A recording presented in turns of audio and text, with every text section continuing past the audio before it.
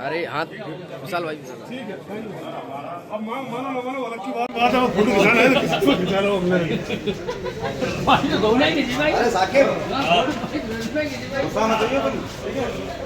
ऐसा है, सरकार की योजनाओं से पत्रकार हमेशा अलग रहते हैं।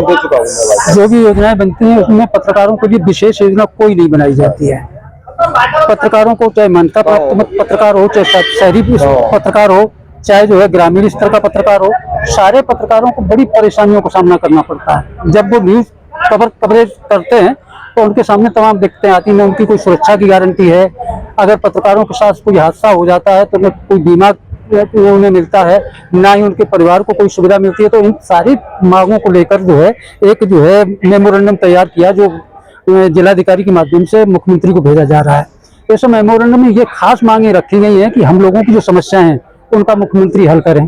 खास बात यह है कि जो है जैसे जो है सीनियर सिटीजन्स हैं, जब हम काम करने लायक नहीं रहते तो हमें कोई गवर्नमेंट तरफ से सुविधा नहीं मिलती है, तो इसमें पेंशन की मांग की गई है। पत्रकारों को जो है सुरक्षा के लिए जो है लाइसेंस जो है मुहैया कराए जाए, सारी चीजें इसमें दी गई हैं। इन चीजों पर जो है अगर मुख्यमंत्री को जो है गंभीरता से विचार करना चाहिए।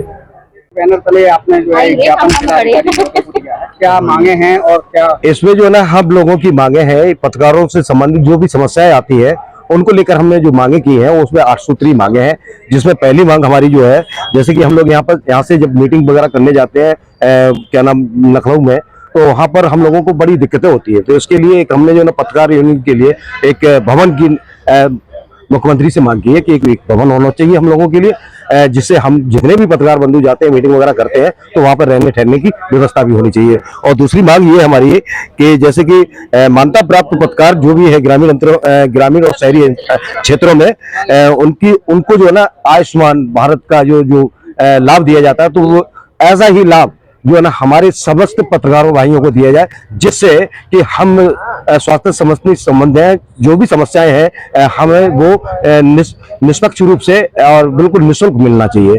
क्योंकि हम लोग मेहनत करते हैं, ग्रामीण अंचलों में भी जाते हैं और हम अपना खर्च भी करते हैं। हालांकि हमारा संस्थान हम लोगों को कितना मतलब सुविधा मुहैया करा पाता है, हालांकि वेतन मिलता है लेकिन वो वेतन पर्याप्त नहीं होता, क्योंकि पेट्रोल में हम जब वेतन खर्च कर रहेंगे तो ऐसी सुविधाएं जो है ना हम लोगों को मुफ्त दी जाए।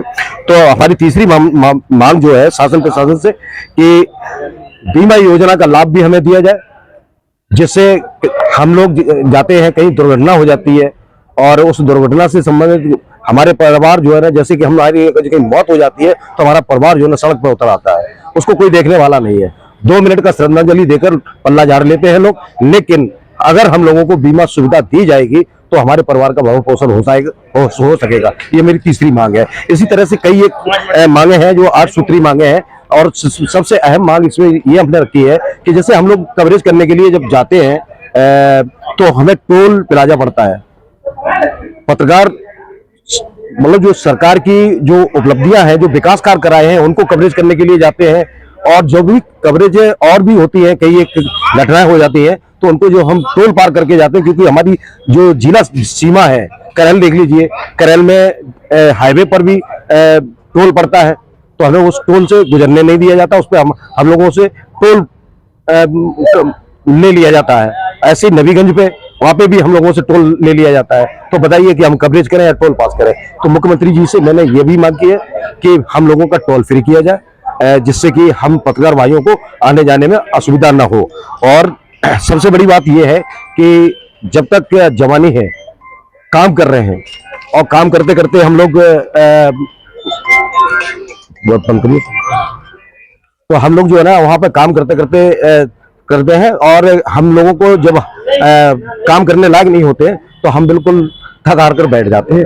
तो हमारी ये मांग है कि उत्तर प्रदेश सरकार से हम लोगों को पेंशन की सुविधा दी जाए। ऐसे ही कुल मिला के हमने जो 8 सूत्री मांगे की है उन पर ये चर्चा भी की है और जिलाधिकारी को हमने ज्ञापन सौंपा है मुख्यमंत्री के नाम।